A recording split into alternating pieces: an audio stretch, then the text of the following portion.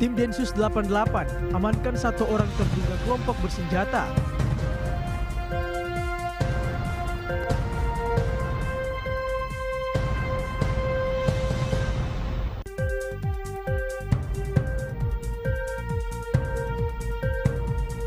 Pemkab Parimo diminta anggarkan armada pemadam kebakaran.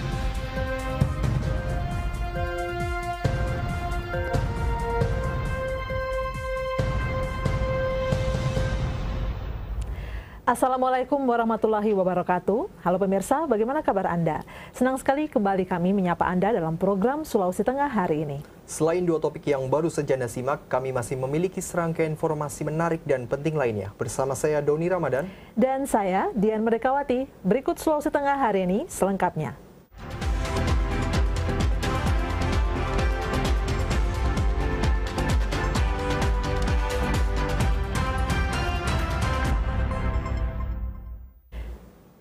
Saudara, Sulawesi Tengah hari ini kami awali dalam segmen aktualita berikut ini.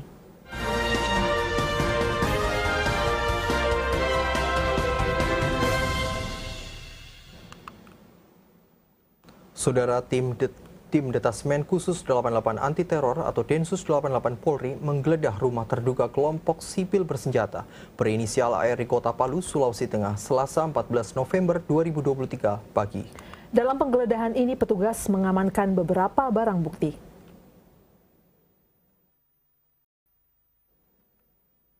Beralih ke informasi lainnya, Badan Pengawas Pemilu Kota Palu bersama Satuan Polisi Pamong Praja melakukan penertiban alat peraga kampanye atau APK calon anggota legislatif pemilu 2024 di Kota Palu. Ratusan APK dan APS berupa baliho maupun poster dan spanduk berhasil ditertibkan di sejumlah lokasi di wilayah Kota Palu. Pihak Badan Pengawas Pemilu Kota Palu meminta kepada setiap partai politik maupun calegnya untuk secara sukarela mencopot setiap APK yang masih terpasang. Hal ini dilakukan karena tahapan saat ini belum memasuki masa kampanye. Sementara itu pemirsa, banyak cara yang dilakukan untuk meraup suara terbanyak pada pemilu 2024. Salah satunya pembagian bantuan sosial kepada para pemilih.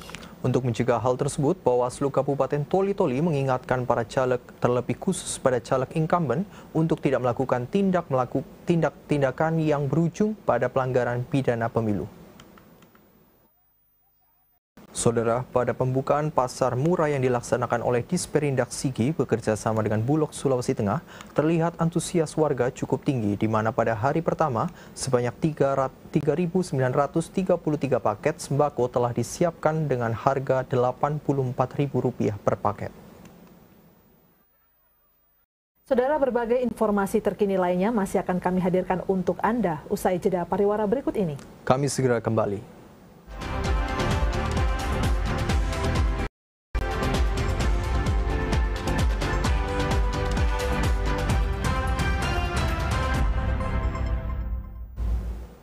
Terima kasih pemirsa, Anda masih bersama kami di Sulawesi Tengah hari ini. Informasi selanjutnya masih akan kami sampaikan dalam segmen aktualita berikut ini.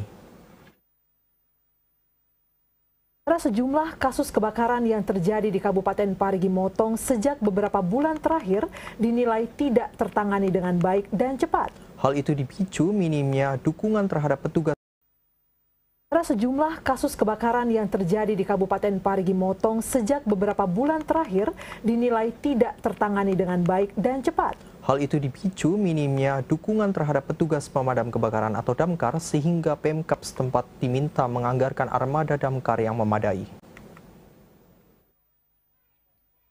Seorang warga desa Monano, Kecamatan Keramat, Kabupaten Buol, Sulawesi Tengah, dilaporkan hilang saat tengah melakukan aktivitas memancing di laut. Diketahui hilangnya korban berdasarkan laporan dari masyarakat kepada tim SAR Toli-Toli.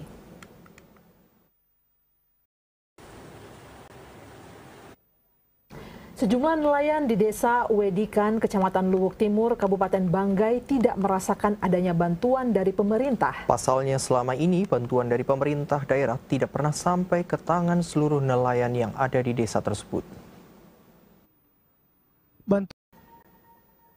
Pemirsa, usai jeda kami masih akan kembali dengan informasi menarik dan penting lainnya. Tetaplah bersama kami.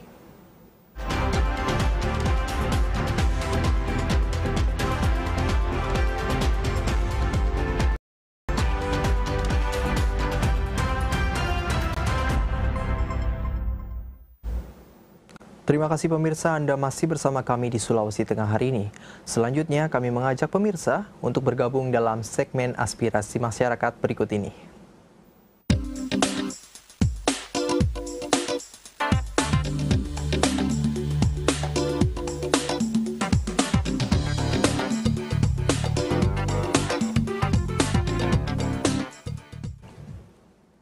Pemirsa, dalam segmen aspirasi masyarakat seperti biasa kami mengajak Anda untuk bisa menggunakan ruang yang ada ini menyampaikan aspirasi Anda di nomor 0451452414 atau di 0817452414 untuk menyampaikan mengenai kritik saran terkait pembangunan yang ada di Kota Palu ataupun di kabupaten-kabupaten yang ada di Provinsi Sulawesi Tengah. Dan tentunya pemirsa, selagi kami menantikan atensi Anda untuk bergabung bersama dengan kami kembali mengulas beberapa informasi yang telah kami hadirkan kepada Anda dalam program Sulawesi Tengah hari ini. Di antaranya adalah mengenai penertiban APK dan APS yang dilakukan oleh pihak Bawaslu bersama dengan Satpol PP, yang tentunya pemirsa kalau kita ketahui saat ini kita belum memasuki masa-masa kampanye begitu, di mana masa kampanye ini akan baru dimulai pada tanggal 28 November atau 25 hari pasca penetapan DCT atau daftar calon tetap. Ya, benar sekali, dan Bawaslu juga mengingatkan untuk para caleg ini untuk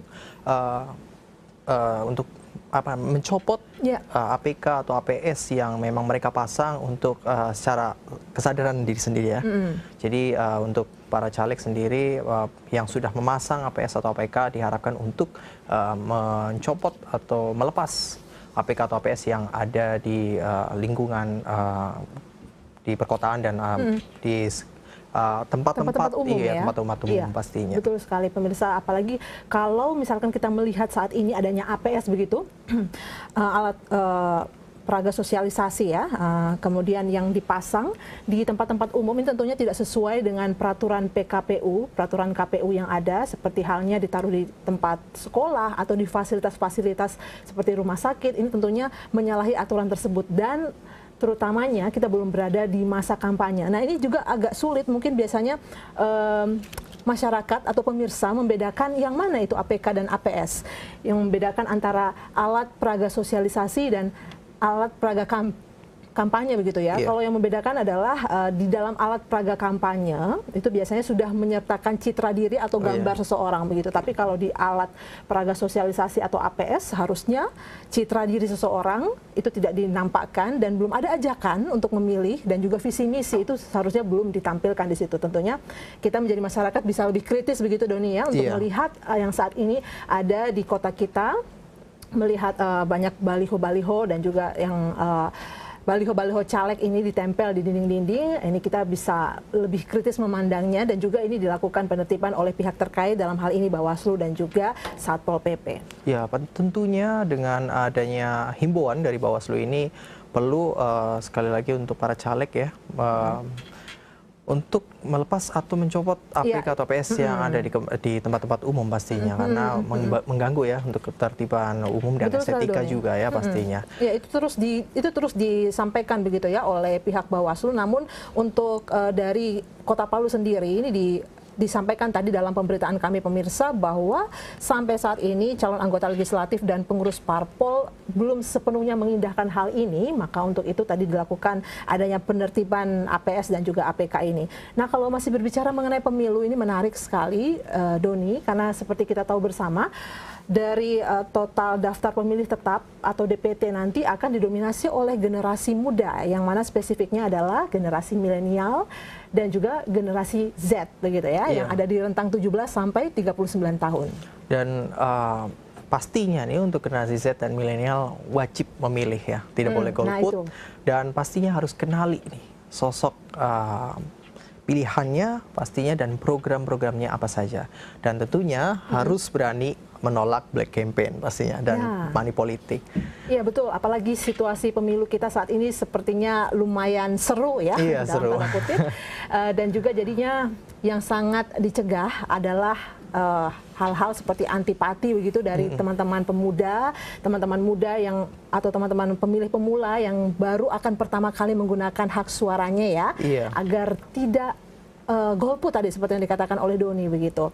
Nah ini menarik juga Doni, kalau dari total Indonesia kita punya data bahwa disampaikan oleh KPU bahwa pemilih muda ini ada di sekitar setengah lebih begitu ya, hampir 60% dari daftar pemilih tetap. Nah kalau di Sulawesi Tengah sendiri kita memiliki total daftar pemilih tetap itu sekitar 2 jutaan dan angka untuk Gen Z itu ada di angka sebesar 442 ribuan dan juga generasi milenial ada di angka 711 ribuan.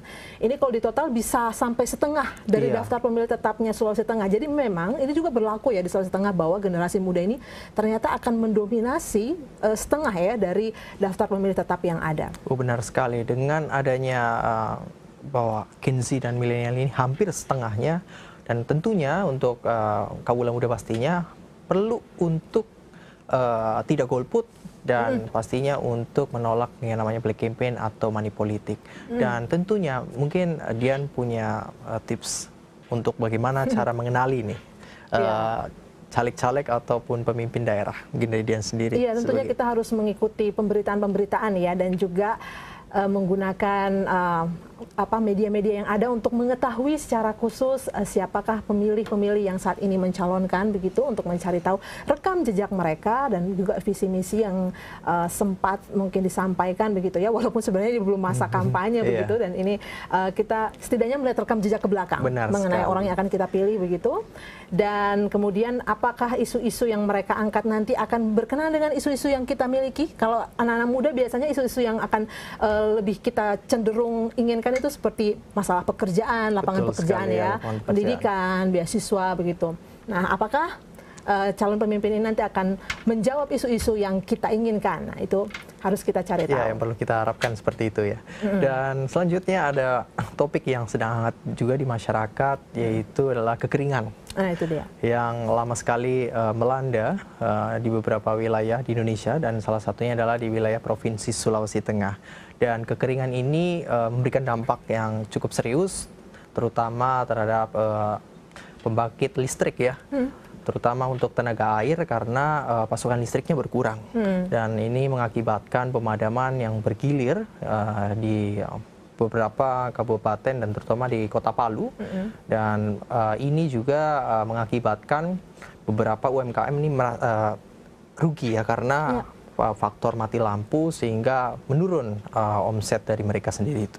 Iya, tentunya ya, dengan adanya pemadaman bergilir ini pasti dampaknya banyak ke sektor-sektor yang ada begitu ya. Kalau misalnya sebelumnya bisa memproduksi dengan pasokan listrik sekian, kemudian harus mengalami penurunan begitu ya, melakukan produksi. Dan tentunya pemirsa, Anda pastikan Anda akan terus memperbaharui informasi Anda mengenai proses pemadaman bergilir ini di website resmi dari PLN begitu. Baik pemirsa, informasi seputar aspirasi masyarakat kami cukupkan, dan informasi selanjutnya akan kami lanjutkan dalam Klik Sulampah berikut ini.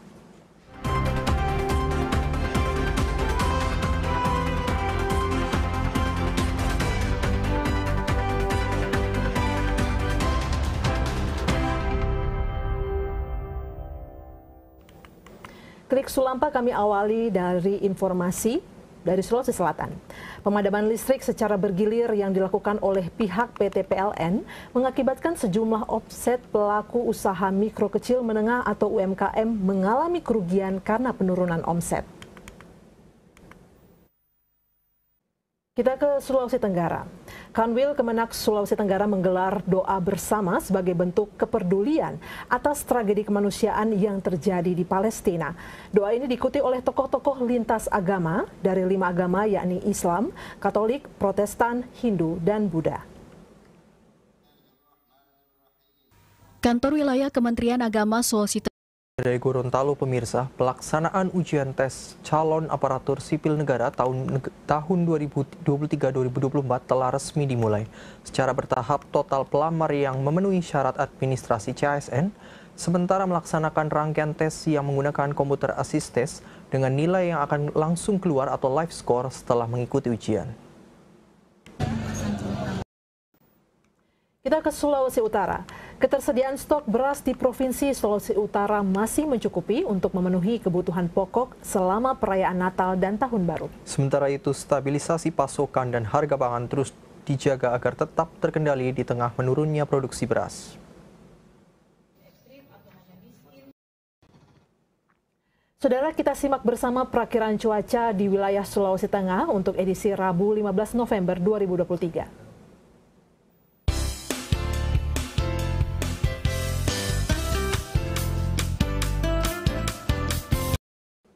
Saudara, informasi tadi sekaligus menutup jumpa kita dalam program Sulawesi Tengah hari ini.